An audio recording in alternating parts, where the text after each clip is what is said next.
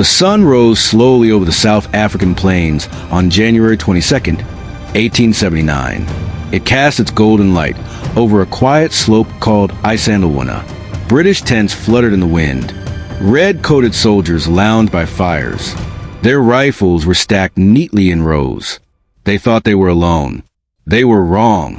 Behind the hills, hidden in tall grass and ravines, waited over 20,000 Zulu warriors, silent, patient, deadly. They clutched short-stabbing spears called ikawa, carried cowhide shields, and burned with purpose. They had come to fight not just for their land, but for their king, their ancestors, and the soul of Zululand. It all began with Britain's hunger for control. By the late 1800s, the British Empire had set its sights on southern Africa. Gold, diamonds, and strategic power beckoned. The independent Zulu kingdom, led by King Cetshwayo, stood proudly in their path. Britain demanded that the Zulus disband their military traditions. When Cetshwayo refused, the British declared war. They thought it would be easy. In early January, British columns crossed into Zulu territory. One such force, under Lord Chelmsford, camped at Isandlwana with around 1,800 soldiers, including British regulars, colonial volunteers, and African auxiliaries. Chelmsford believed the Zulus would never attack a strong British position. So, on the morning of January 22nd, he split his force, taking half of the army east to scout for Zulus. The remaining troops, under Colonel Puliane, stayed at camp. The Zulus were watching. They had moved for days without fire or sound, crossing rivers, sleeping in cold and mud, following an ancient strategy, the buffalo horn formation, a brutal three-pronged attack designed to encircle and crush. That morning, as British scouts stumbled upon a portion of the Zulu army hidden in a valley, the alarm was raised. The Zulus could no longer wait. Suddenly, the hills erupted in movement. Warriors surged forward in waves. From the front came the chest of the buffalo, striking hard. The horns swept wide, curling around the British flanks to surround them. And the loins, the reserve force, waited to finish what the others started. The British formed firing lines. Rifle after rifle cracked through the air, mowing down the front ranks. Zulus fell by the dozens, but they kept coming. As the lines advanced, a problem emerged. Ammunition began to run low. Supply wagons were unprepared. Distribution was slow.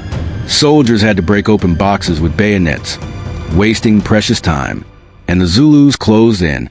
They moved with terrifying speed, dancing between shots, crawling low through the grass, and using the terrain to shield themselves. Soon, they were within throwing distance. Spears flew. Shields slammed against rifles. The British lines began to buckle, and then they broke. Panic spread. Some soldiers fought to the death. Others ran, but the horns had closed. There was nowhere to escape. The Zulus showed no mercy. They fought with honor, but with fury. When it was over, nearly 1,300 British soldiers lay dead. Only a handful survived. The British Empire, armed with the latest weapons and global pride, had been crushed by a barefoot army with no guns, no cannons, and no fear. For the Zulus, it was a glorious moment. They had defended their land with ancient tactics and unmatched courage. They had humbled an empire, but the victory came with a cost. King Cetshwayo, though proud of his warriors, knew what was coming. The British would not accept defeat. In the month that followed, they returned, this time with more troops, more guns, and deadly resolve. Zululand would eventually fall. Cetshwayo would be captured, but the spirit of Isandlwana would never die. Even in defeat, the Zulus had etched their name in history, not as a conquered people, but as warriors who stood against the world's most powerful army and won. The British would later call it a magnificent disaster. But for Africa, it was a roaring triumph, a reminder that valor, unity, and heart can shake empires, even when the odds seem impossible.